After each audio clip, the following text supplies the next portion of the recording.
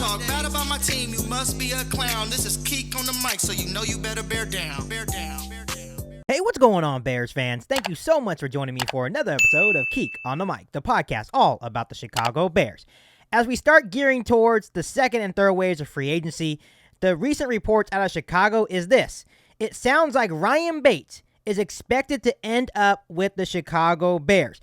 And everyone knows all around the world that the Chicago Bears have made it their mission to reshape and fix the offensive line this offseason. They already landed their new center in Lucas Patrick from the Green Bay Packers. And then Ryan Poles wasn't satisfied, so he went after guard Ryan Bates from the Buffalo Bills.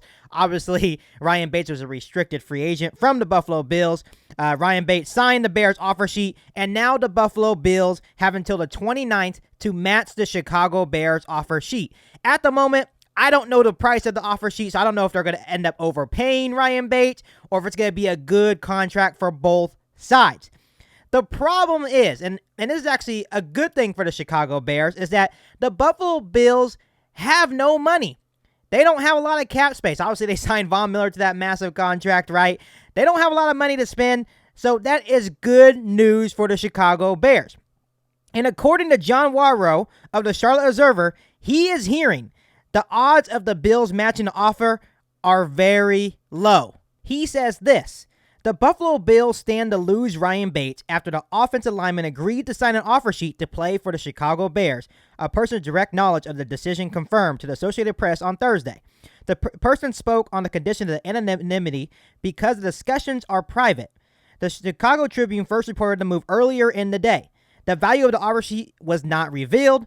Buffalo has very limited cap space under its salary cap, which already counts Bates' contract, and the team would have to free up additional space to match the Bears' offer. Brad Biggs also added to this of the Chicago Tribune, and he adds, there's probably a good chance that the Bills decline to match the Chicago Bears' offer, and according to Spot Track, Buffalo has around $2.3 million in cap space. They need that money in order to pay their 2022 draft class, plus they just signed veteran guard Roger Stafford. So it doesn't seem that the Buffalo Bills are prepared to go to the extra lengths in order to retain Ryan Bates. So let's talk about Ryan Bates and how he would actually improve the Chicago Bears offensive line.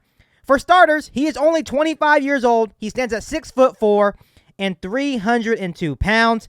Has experience playing multiple positions along the offensive line. I believe he's played left tackle. He's played guard. I think maybe he's even played a little bit of center.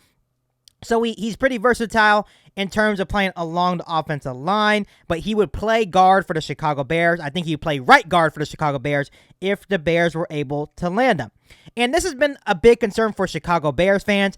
And even though he has only started 5 games, he looked excellent, only allowing 4 pressures on the quarterback, and he looks pretty strong against the run game. So personally, how I look at that, he has a lot of upside. Combining that with him being only 25 years old, it would be the Chicago Bears' job to get him where he needs to be, and I still think he would be improvement at the guard position.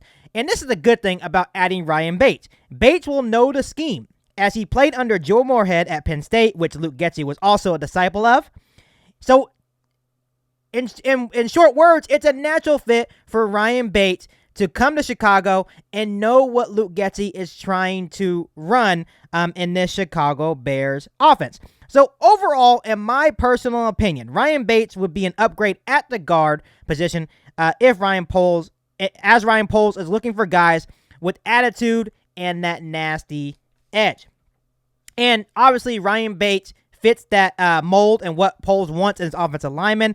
And I kind of want to break down what the offensive line would look like if Bates officially becomes a Chicago Bear. So at left tackle, I know there's a lot of people saying that maybe Tevin Jenkins will play at that left tackle spot. I don't think so. I think the left tackle will be a cost-effective option, like maybe like an Eric Fisher. Maybe you go to the draft at left tackle and just have a rookie start there, which may not be ideal. So I think you can get a guy for cheap like Eric Fisher just to be that placeholder, right? And still draft a left tackle in the NFL draft. And then obviously next year, you would let that rookie take over at left tackle. At left guard, we have Cody Whitehair. I think after this season, they can look to unload Cody Whitehair's contract and maybe bring in a new young left guard at that position. At center, you have Lucas Patrick, which Lucas Patrick also has that nasty edge about him. I think that's an improvement over Sam Mustipher at center. Obviously, you land Ryan Bates, he'd be playing right guard, which is also a nasty guy. I think that's an improvement at right guard for the Chicago Bears. And then I think the Chicago Bears will actually put Tevin Jenkins at his natural position at right tackle. I don't think Tevin Jenkins belongs at left tackle. He played right tackle in college, and that's where, when you look at his film in college playing right tackle, he's just absolutely mauling people, running people over right into the dirt. And Tevin Jenkins definitely also brings that attitude and that nasty edge that Ryan Poles is looking for.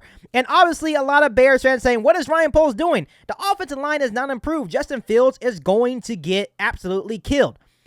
I kind of disagree with that. If Poles gets baked, he will have improved the Bears at center.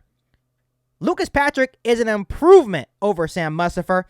He would improve the right guard position. Ryan Bates is an improvement at right guard. And then Tevin Jenkins going to right tackle, his natural position, is an improvement at right tackle. That's improving about 60% of the offensive line in a couple of weeks, and that's before making any single draft pick in this upcoming NFL draft. You guys have to understand what Ryan Poles is looking for.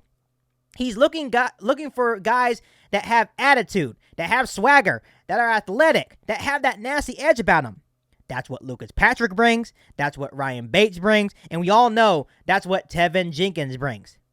So the only thing that the Bears really have to correct is trying to get that left tackle position figured out. Because I feel like even Cody Whitehair will hold his own. He has been one of our more consistent offensive linemen for years. So we're not trying to fix it all at once. If Ryan Poles can land Ryan Bates and then he can get his left tackle figured out, I think this would be a pretty good offensive line for Justin Fields, in order for Justin Fields to take that next step. So for all those Bears fans saying, oh, Ryan Poles is doing a terrible job creating that offensive line for Justin Fields, I think you guys really need to look deeper into this and let it all come together before you judge. Because as it looks on paper, this would be a much more improved offensive line than what we put out there last season. So just take a deep breath, relax, and give it time, and let it all come together before you guys are so quick to judge. So let me ask you guys this, Bears fans. If this actually goes through, and let's say the Buffalo Bills do not match Ryan Bates' offer sheet, would you guys be happy with Ryan Bates as your new starting right guard for this Chicago Bears offensive line? Let me know down below in the comment section. Say yes or say no, and give me a reason why it's a yes or no. I'll be really excited to see your guys' responses. But like always, this is still a very long offseason. We're getting closer to the NFL draft. Obviously, we're starting to hit the second and third waves of free agency. So I'll have all the news right here on Keek on the Mic. So make sure you hit that subscribe button and the bell notification to catch all Bears content right here on the podcast. Make sure you follow me on all my social media platforms. And make sure you share this episode of Keek on the Mic with every single Bears fan that you know. But other than that, I'll be back for all new Bears podcasts right here on Keek on the Mic. Thanks, guys, and bear down. You ain't bout it, you ain't bout it, you ain't Keek on the Mic. You ain't bout it, you ain't bout it, you ain't Keek on the Mic. You can go